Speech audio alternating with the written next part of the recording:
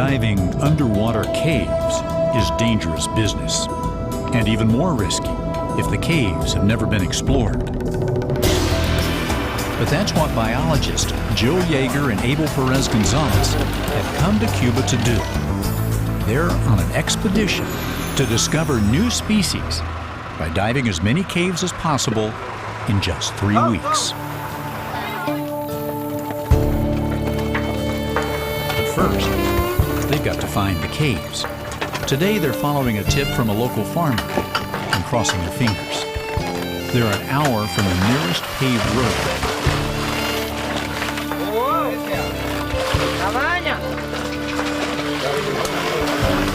So how do you find a cave? Like many islands in the Caribbean, Cuba is primarily limestone.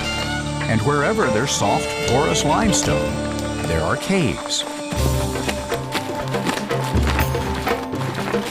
Think of an ocean in the middle of the jungle, an extraordinary saltwater ecosystem far from the coastline. That's what these caves offer. Several kilometers inland, the farmer's tip pays off, and the team discovers a beautiful pool of blue water. A tropical storm adds a little drama, but doesn't stop the process. I will go to you. They lower their heavy equipment using a system of ropes and pulleys and take the plunge.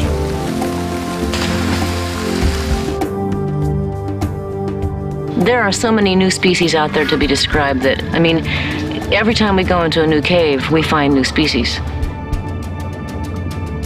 Thousands of years ago, the cave roof collapsed, and this pool of fresh water formed from centuries of tropical rainstorms. But the scientists spot evidence that this was once a dry cave, stalactites formed by dripping water. Abel's light picks up a creature often found inside Cuban caves, a blind cavefish.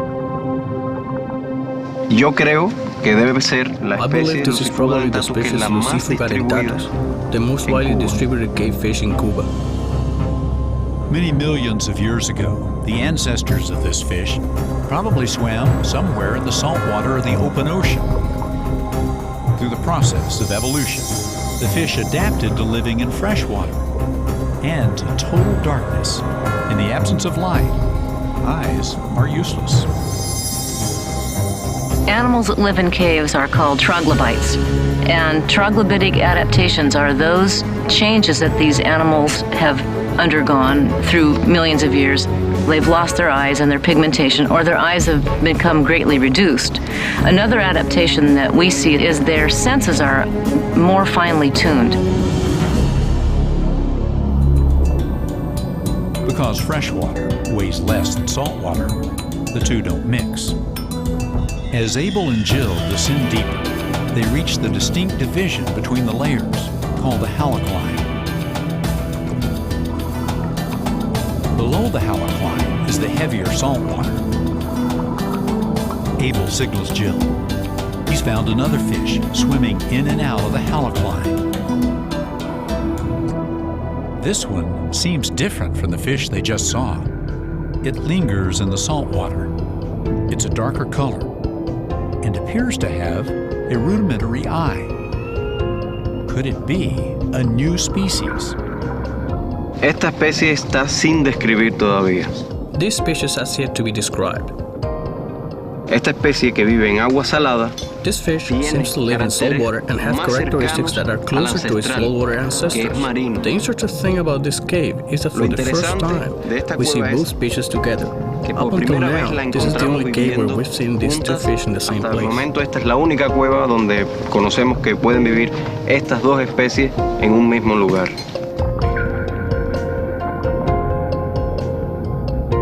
Abel sets out to capture the new fish for more detailed study topside.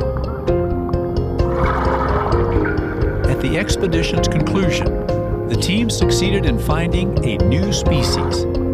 This is indeed a new cavefish, another clue towards unlocking the mysterious evolution of Cuba's caves. Sponsored by National Geographic Mission Programs, taking science and exploration into the new millennium.